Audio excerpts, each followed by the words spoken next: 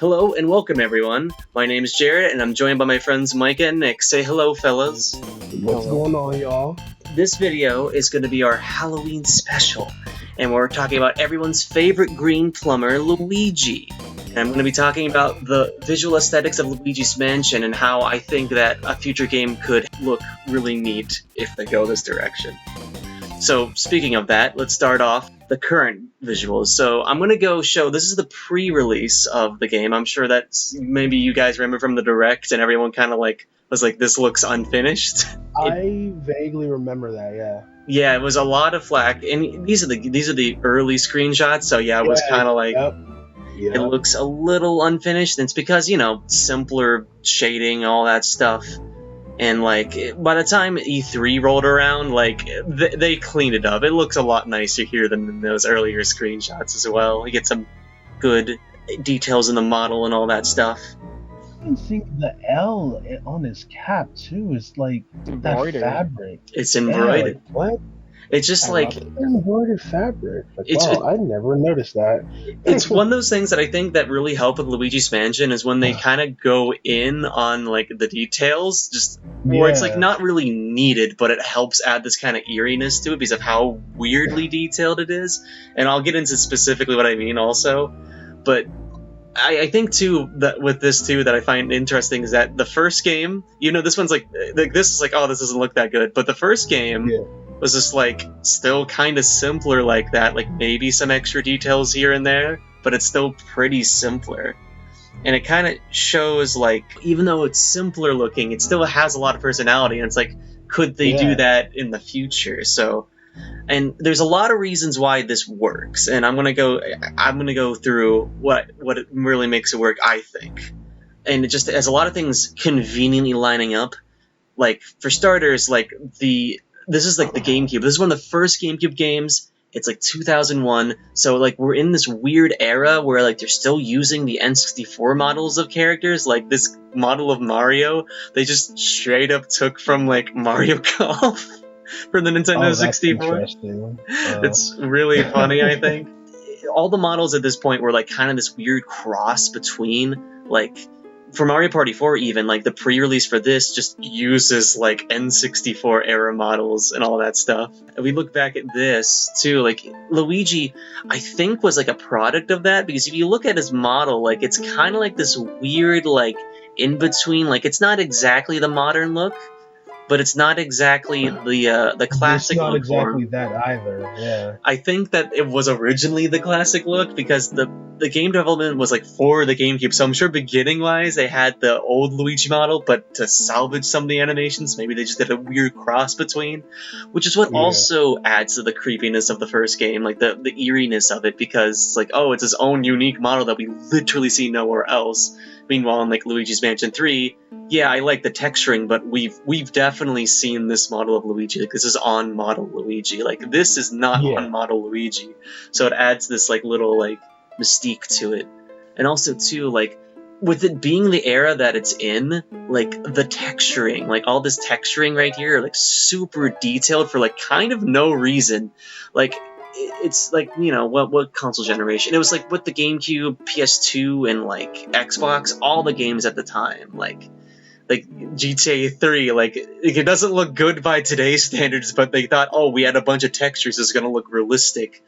And with Luigi's Mansion, when they did that, it kind of adds this weird vibe, it's so detailed, and meanwhile in Luigi's Mansion they just go for weird shapes rather than having a super detailed thing. Even in this picture, the door looks realistic, even the doorknob. Meanwhile in 3, they just kind of go for more of a stylized look. Yeah, for more oblong shape language. And I think it looks better when they're just trying too hard to look realistic, because it makes it look creepy arbitrarily as well. Yeah, an uncanny valley kind of feeling. Exactly, it adds, because you have these simplistic looking characters with this weirdly high, trying to be high detailed background too. Not even really, it's not succeeding. I would even say it was it just looks just jarring.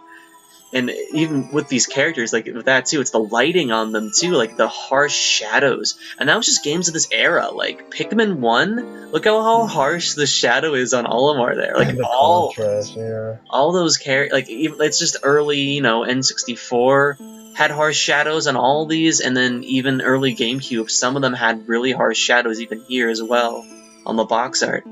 And I mean, even other just games in general had that. Even Sonic has that kind of harsh shadow. So yeah, it kind of creates, like Nick was saying, like a weird uncanny valley. So it's those three things, I think. It's the weird details that aren't really needed, like shoelaces on Luigi for some reason. It being like this weird earlier version of Luigi's model, and like just the harsh shadows. So with that, I thought, wouldn't it be kind of neat if we could kind of see maybe what that could look like?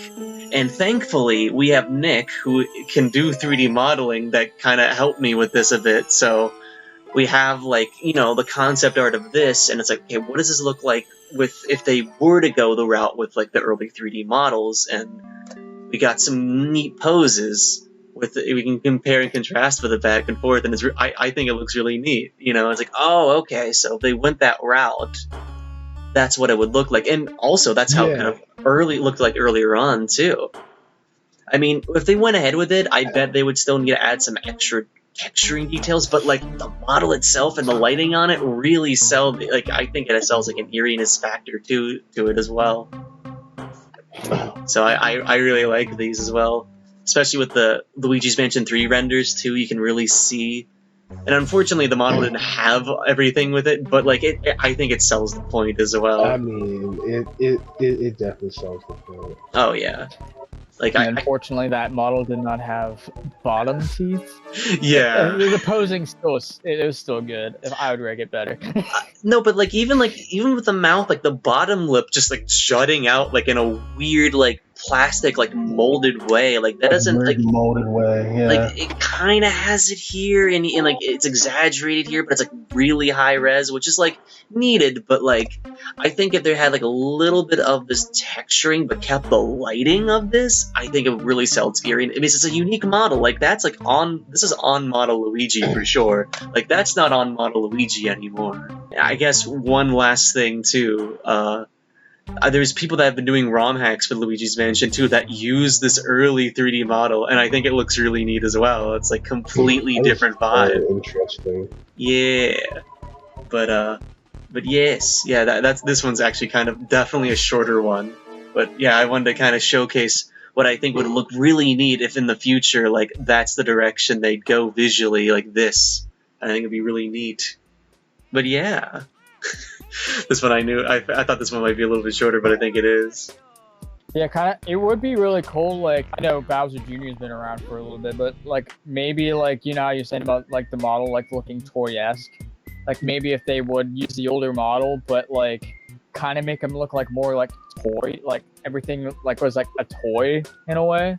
Right. Like Bowser Jr.'s toy chest or something, or some concept like that. I think that was like the original concept for Luigi's Mansion 2 was based off of like a toy house. So it's like that would make sense if they went that route visually. They have done that for like Mario 3 and other Mario games. Like it'd be kind of cool if they actually went that route with a toy look.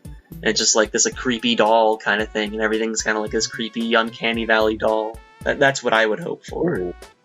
Interesting, yeah. Yeah. But yeah, I guess it was a quick end. I guess any other questions or I guess anything else you guys want to add? Nah, I think you hit all the points that you wanted to. Yeah, pretty much. Absolutely. Yeah. But anyway, yeah. I guess thanks everyone for watching. See you all later. Yes. Peace.